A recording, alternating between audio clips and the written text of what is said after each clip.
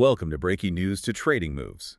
We look at single pieces of corporate news, and then we track the immediate market reaction. Basically, we try to identify who benefits and who faces some headwinds. And today we are looking at a classic case study from the highly specialized fertility sector. Right. It's all about a maneuver called a reverse stock split. This news gives us a really clear picture of how one company's structural move can reorganize capital within its own sector and, even beyond. The company at the center of this is INVO Fertility. That's ticker IVF. Yeah.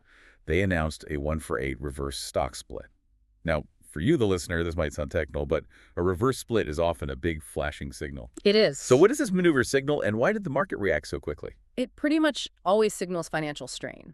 The core reason for IVF's move is to avoid being delisted from a major exchange like the Nasdaq. Because of the minimum share price rule. Exactly. Nasdaq requires a minimum bid price, usually $1. So by consolidating every 8 existing shares into one new one, they instantly raise that price per share 8 times. So if you had, say, 100 shares at 50 cents. They become 12.5 shares at $4. Okay, but the total dollar value of the company itself hasn't changed. The only thing that's changed is the number of shares out there, which is just plummeted. Precisely. The overall equity value is the same, but the outstanding share count shrinks. And this is where the trading community really pays attention. Why is that? Because that reduced share count creates what we call a low float. A low float. Right. And a low float is inherently linked to high volatility and high risk just because there are fewer shares available to trade freely. This mechanical change sets up some very clear beneficiaries. All right, let's jump into those beneficiaries then. Who are the winners when a small healthcare company announces this kind of move? Well, the first category is the most tactical one. It's the speculative low float players. And this includes INVO Fertility itself, so IVF, and other similar microcap healthcare names that already have low liquidity. Think of a name like AYTU, ticker AYTU. So the reverse split is almost like bait for these volatility traders. It really is. Can you explain that mechanism? I mean, why does shrinking the share pool attract speculators instead of pushing them away? It just creates an explosive environment. When the number of shares you can actually trade is really low, it means that even a moderate number of buy orders can create massive upward pressure on the stock price. So a move that's totally disproportionate to the actual value of the company. Totally. These traders are just focused on generating fast, big intraday moves. They're trading momentum, not the company's fundamentals. So they see this low float as a potential catalyst for a short squeeze or maybe just a fast pump that they can get in and out of in a few hours or days. That's it. It's a purely technical trade. They're looking at the math. Post-split, if the company only has a few million shares floating and, say, short interest is high, that combination is just dynamite. A roller coaster. It turns the stock into a volatile roller coaster, which is exactly what these momentum players want. They thrive on that rapid price movement. The health of the business doesn't really matter to them. Okay, that covers the short-term speculative crowd. But what about investors with a longer time horizon? The ones who actually believe in the growth of fertility treatments. Do they benefit here? They do, absolutely. And that brings us to the second category of winners.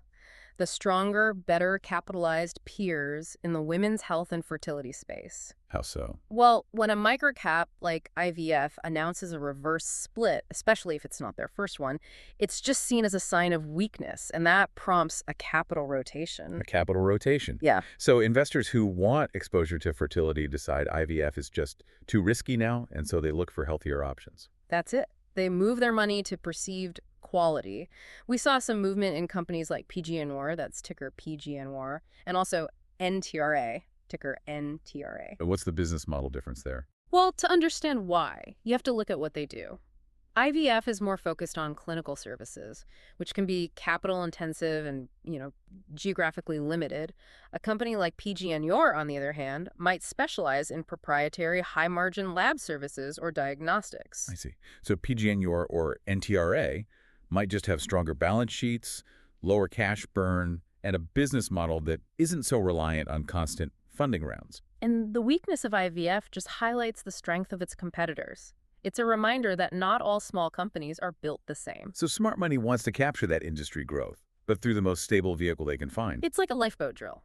The passengers move away from the leaky boat and they consolidate onto the sturdier ships. That makes a lot of sense for competitors. So what about the third category of winners? You mentioned large, established healthcare suppliers. Yes, the large, diversified suppliers. The ones that service the entire medical ecosystem, no matter which small clinic operator succeeds or fails. We're talking about giants here, like Merck, ticker MRK, and Abbott Laboratories, ABT. Hold on. Merck's market cap is enormous. Why would the distress of a tiny company like INVO Fertility have any impact on an institution that size? I mean, wouldn't that just be background noise for an investor looking at Merck? That's a fair point, and on a dollar-for-dollar basis, you're right, the news doesn't move Merck's stock. So what's the connection? The connection is about defensive positioning. It's about stability. Merck and Abbott provide the crucial drugs, the diagnostic kits, the lab equipment necessary for all fertility clinics. I see. So if the small, high-risk clinics are struggling, an investor might conclude that the only safe way to play the long-term demand for fertility services is through the suppliers. The suppliers who collect revenue no matter who wins. Exactly. They're insulated from the individual company risk. They are. Merck, for example, supplies key hormonal medications used in IVF protocols all over the world. Whether IVF the company is listed or delisted, the underlying demand for those specific drugs is still strong. So these suppliers act as stability plays. They absorb capital from investors who want to stay in the sector but need to dramatically lower their risk. It's the ultimate defensive move within the sector. It really is. Okay, that's a powerful breakdown. So we have short-term speculators, stronger peers, and the giant suppliers. Now, let's look at the other side of this. Who takes the immediate hit? Well, the most direct financial hit is taken by the existing shareholders of INVO Fertility itself. A reverse split is a clear marker of corporate distress. It shows the company can't maintain its listing requirements through its own operational success. And it's not just the signal, right? It's what often comes next that really hurts them. It is. What often follows is the need for more capital. Since the company is structurally weak and burning cash, they typically have to raise fresh capital shortly after the split. Which means issuing new shares. Right, which immediately dilutes the ownership stake of every existing shareholder. That's why long-term shareholders see a reverse split as a precursor to some pretty painful dilution. So that's the direct casualty. Moving outward from there, who else gets caught in this? This kind of action casts a shadow over the entire high-risk microcap healthcare space. So a second category of losers would be similar microcap funding stories.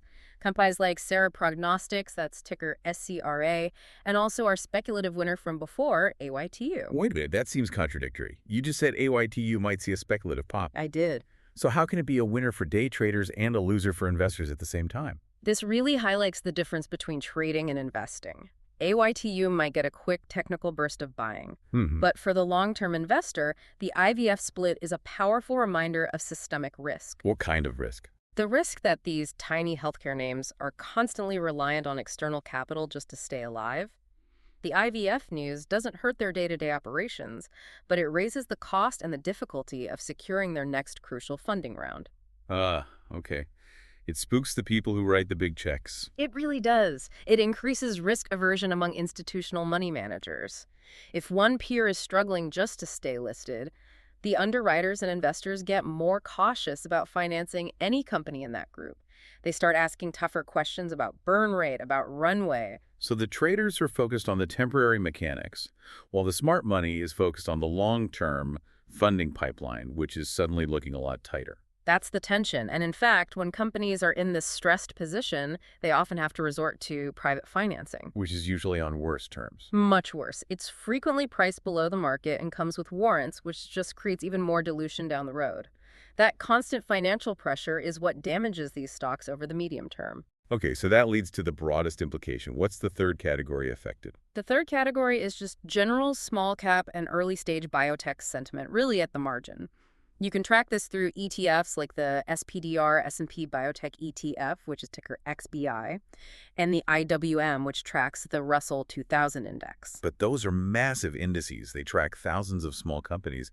How could one tiny failure affect something so big? Well, while INVO Fertility is small relative to the index, its announcement reinforces a narrative. What narrative is that? The narrative that small caps are fundamentally high risk and have weak governance. Institutional mandates often lump these smaller companies together, so another struggling microcap just adds to that pervasive story. It's death by 1,000 cuts for small cap sentiment. A single piece of bad news nudges cautious institutional money just a little bit away from the whole asset class. It acts as a marginal depressant, yes. Cautious money managers might decide to keep slightly less exposure to the XBI or the IWM because of these persistent stress signals. And that can depress valuations across the board, even for healthy small businesses, just because they share that small cap label. That gives us a complete picture. So one corporate action, a reverse stock split, creates an opportunity for speculators. It reinforces the stability of high-quality peers and suppliers.